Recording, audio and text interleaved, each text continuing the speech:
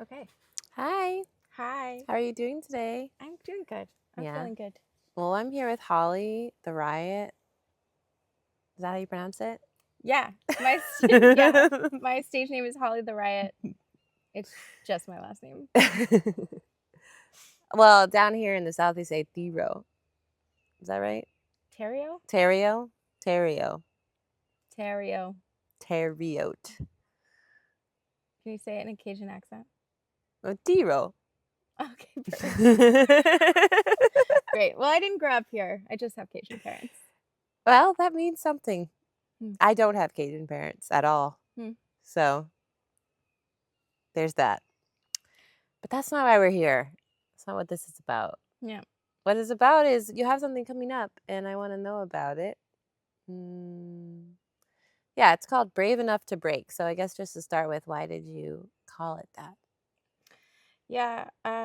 Brave is something that I've begun to embody, and I do try to do things that scare me. And part of having a deep emotional experience is like having some courage, or at least screw it kind of attitude, enough to embrace it and face it and be in it and accept that it's just what is happening. Mm. So, brave enough to break, like break can refer to having your heart break open, or in a sketch comedy, if somebody breaks, they laugh. Mm. Like the tension is too high, or the thing is too big to hold in the laughter.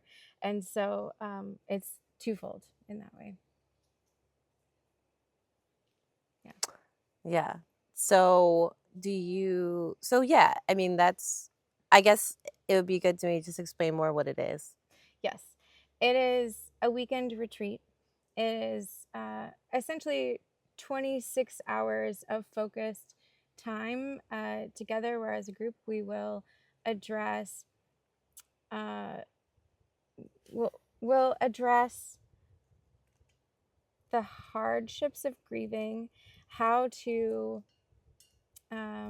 know our needs and express our needs to the people who want to love us well, so that we can receive care in our really hard time, vulnerable states, and build relationships through that. And it's a collection of practices, meditations, songs, exercises, thought exercises, writing exercises that worked for me through my grieving process when it was really hard. And all I wanted to do was like hand a friend a handbook that says, like, on page 68, this is what I need when I'm hurting. These are the kind of memes that I want to receive, if that's your level of what you can give. Or like, can you bring me a coffee? Can you help me with my laundry? And like, those things are just hard to know and hard to ask for.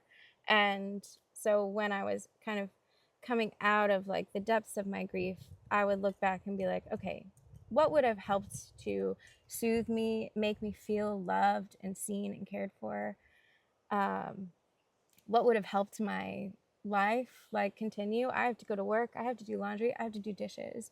What could I ask for when my friends are offering and I don't know what to say?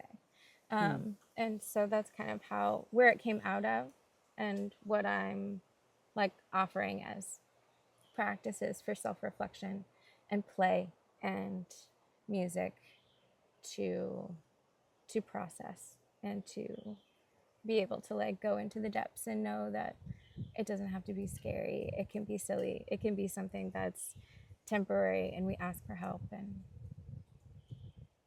then when our friends can offer us help, which we all love to offer each other, but we have a hard time asking for, that grows relationships. Hmm. So who would you say, I mean, do you feel like this is a retreat for folks?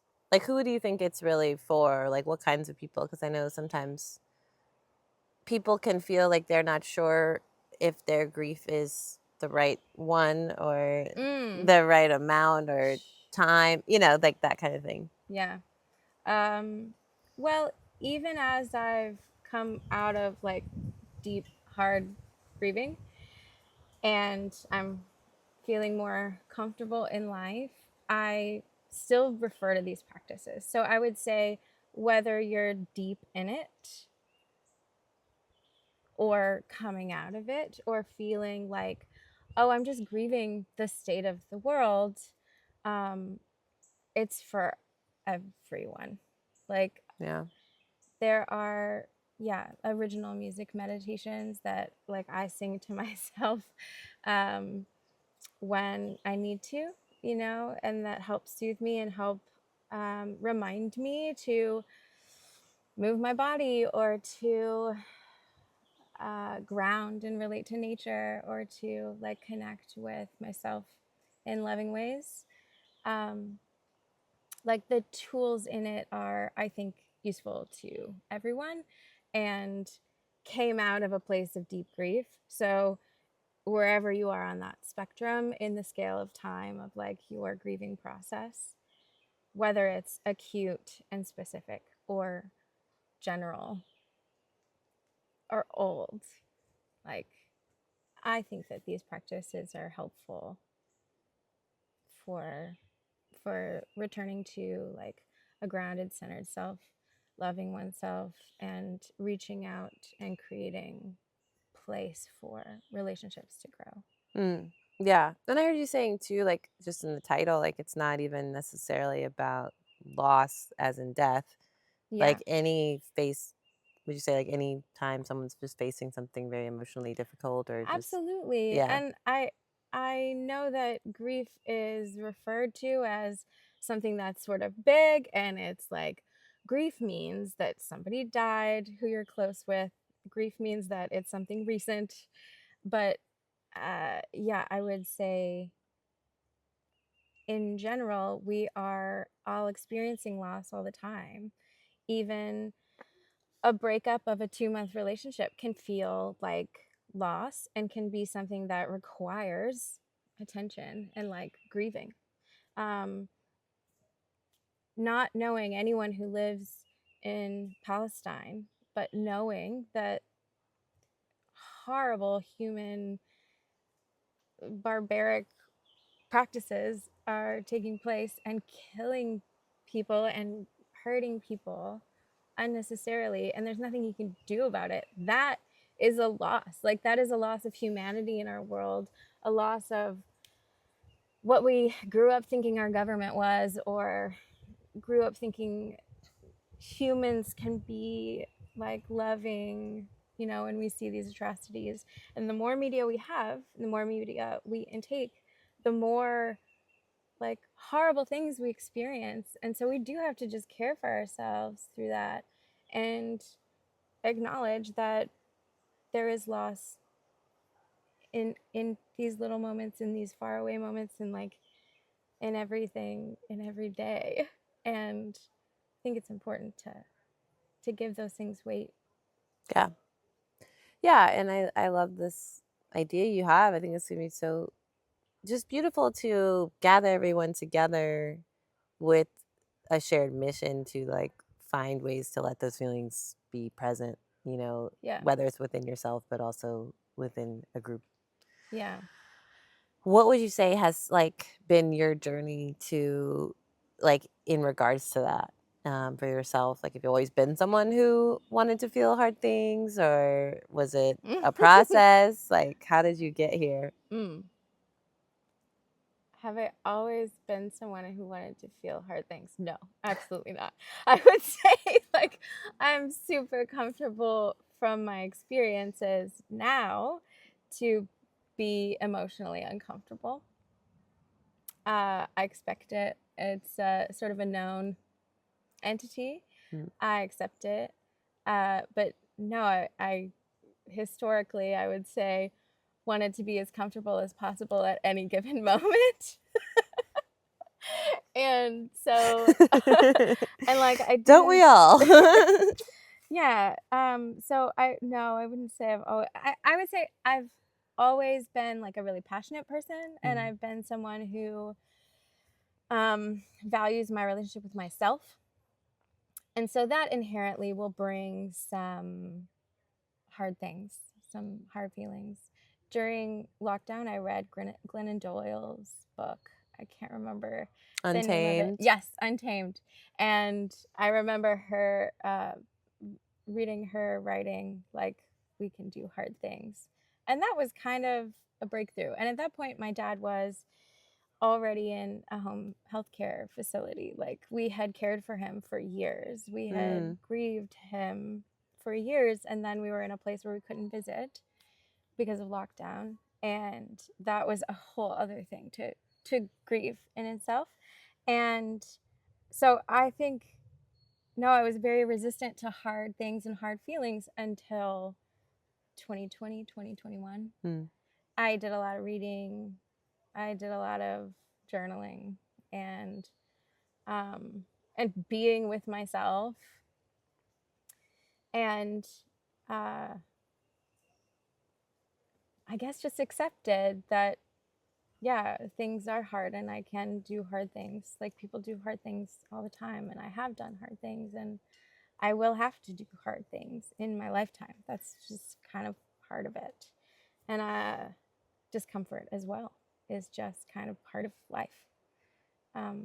So yeah, it's really just in the last few years. And then in 2021, I started doing this work of like, okay, well, how can I soothe myself, care for myself, ask for what I need to feel soothed and cared for, to feel love.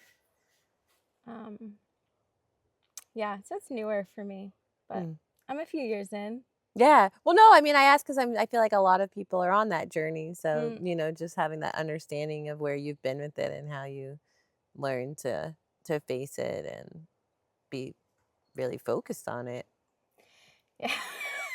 I'm kind of surprised that the way that it's kind of like grabbed me. It's like an ocean wave that was like, okay, we're grieving now. We're like doing hard things now.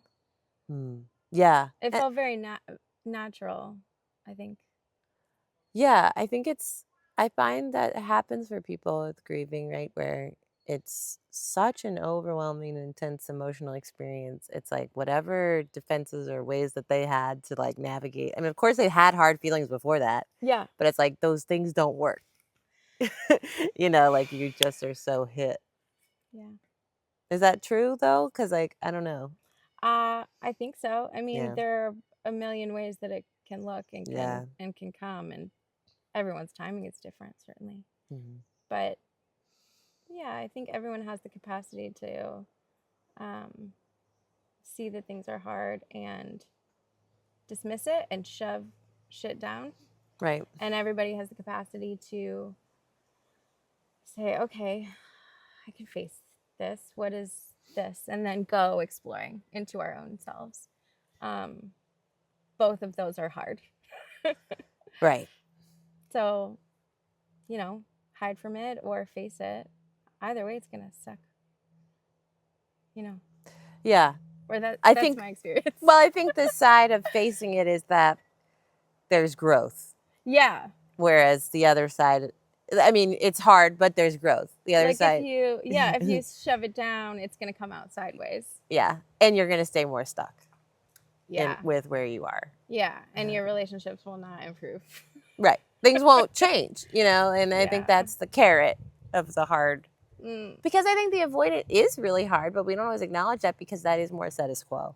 Yes. True. Like that's just how do. operate and what we've been learned to do. And, drugs are involved with all the different ways that people like to avoid. Yeah, for sure. And that's, why I feel so excited about what you're offering and why I think it's important because, like you said, there is so much going on in the world that people don't have the tools to face just on the personal impact level. Yeah. Like, let alone what we maybe need to do collectively. Right. Yeah. This thing that I'm offering is very sort of,